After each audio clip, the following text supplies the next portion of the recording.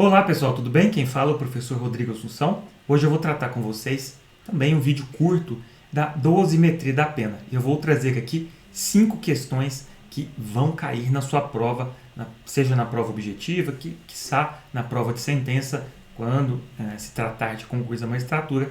Então vamos lá.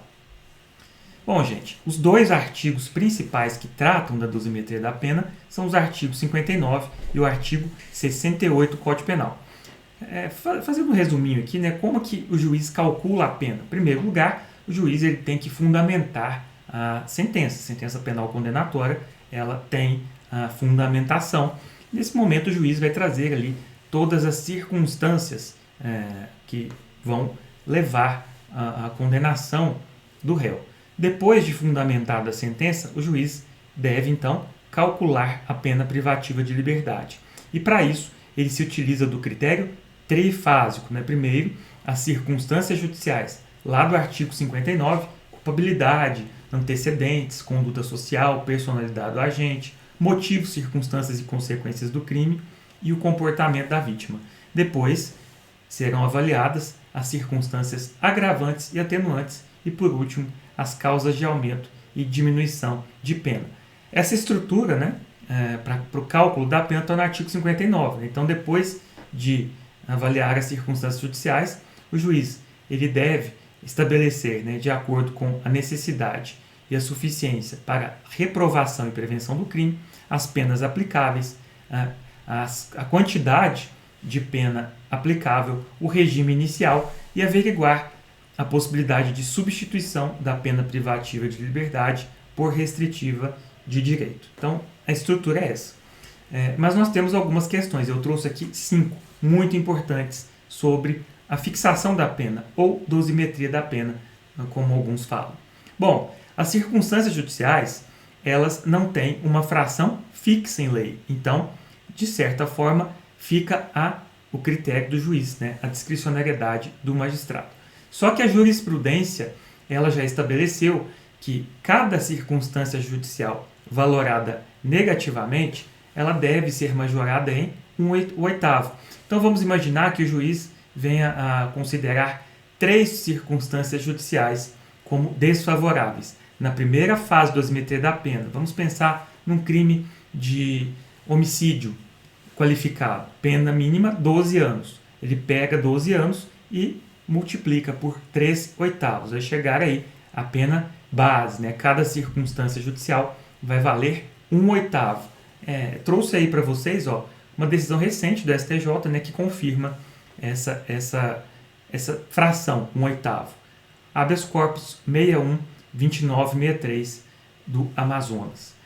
Pessoal, não se esqueçam, no tráfico de drogas, inclusive em provas de sentença, as circunstâncias são preponderantes, natureza e quantidade de droga apreendida. E aí, professor, como o juiz faz o cálculo nesse contexto?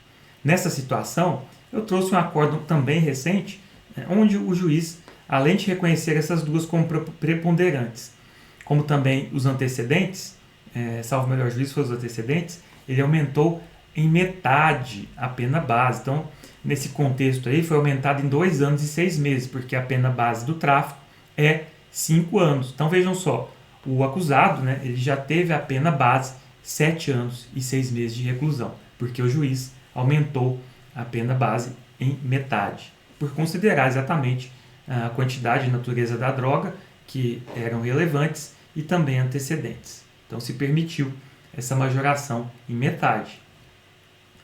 Segunda questão aqui sobre fixação da pena ou dosimetria da pena. Súmula 444 do Superior Tribunal de Justiça.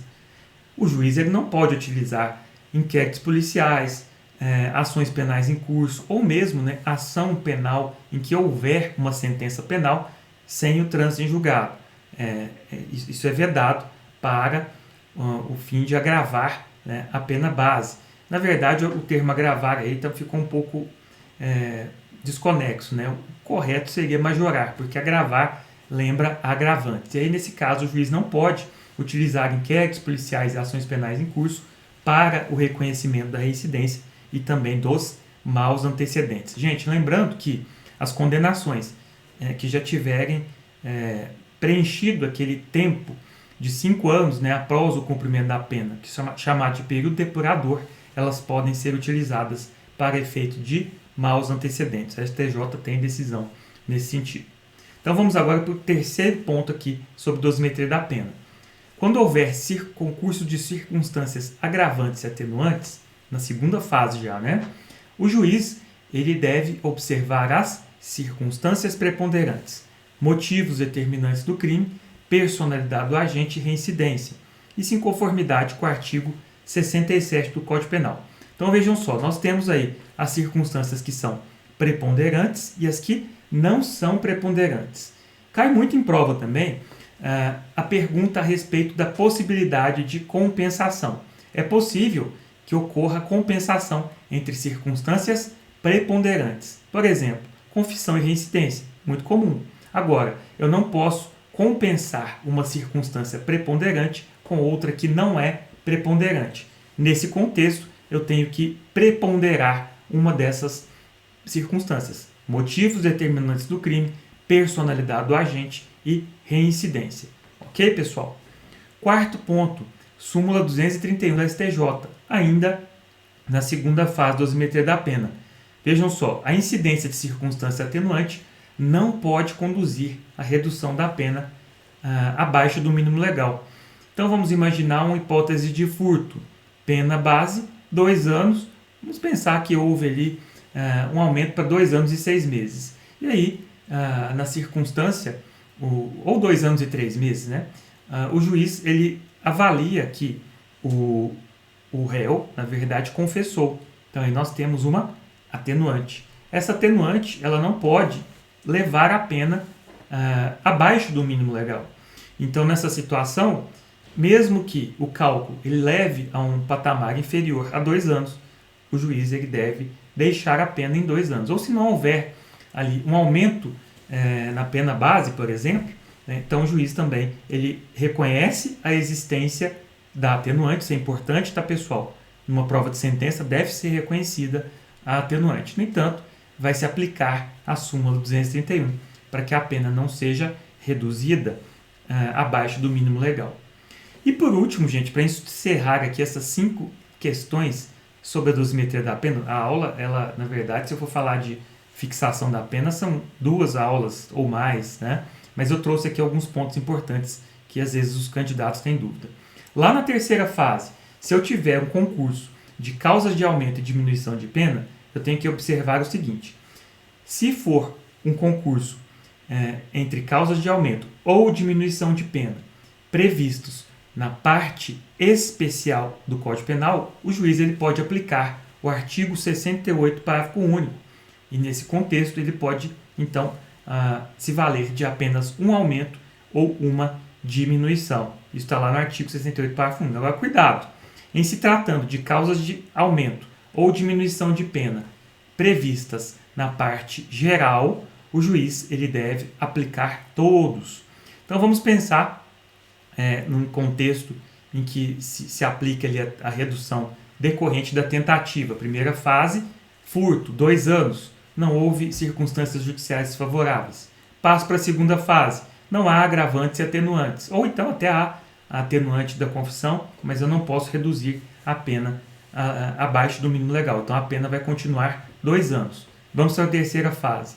Na terceira fase de fixação da pena, imaginemos que trata-se aí de um furto tentado e o juiz resolveu diminuir metade. Então, 2 anos menos metade, 1 ano.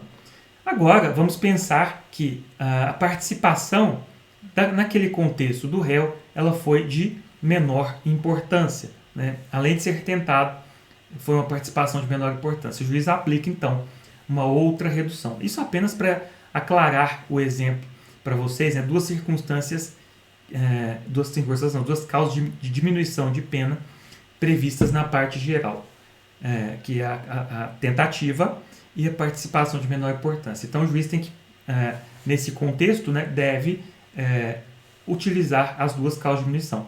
Mas preste atenção, o juiz, então, ele vai aplicar a segunda causa de diminuição, por exemplo, a partir do cálculo anterior. Então, se chegou o ano, agora ele faz ali um outro cálculo E aí, vamos imaginar, chega lá a pena de 6 meses de reclusão. Vai fixar o regime aberto, se o réu não for reincidente, e vai substituir a pena privativa de liberdade por restritiva de direitos. Bom, gente, foi aqui uma pincelada mesmo, né? 5 questões importantes sobre fixação da pena. Se você gostou do vídeo, me acompanhe aí nos canais, o canal do Instagram, e o perfil do Instagram e o canal do YouTube. Tem também vários vídeos e dicas sobre temas relevantes para você que estuda para concurso. Então é isso aí, gente. Aí, se gostou, curta, né? Compartilhe, indique aos seus amigos para que o canal cresça e possa contribuir com mais pessoas aí que estudam para concurso. Grande abraço a todos, fiquem com Deus e até o próximo vídeo.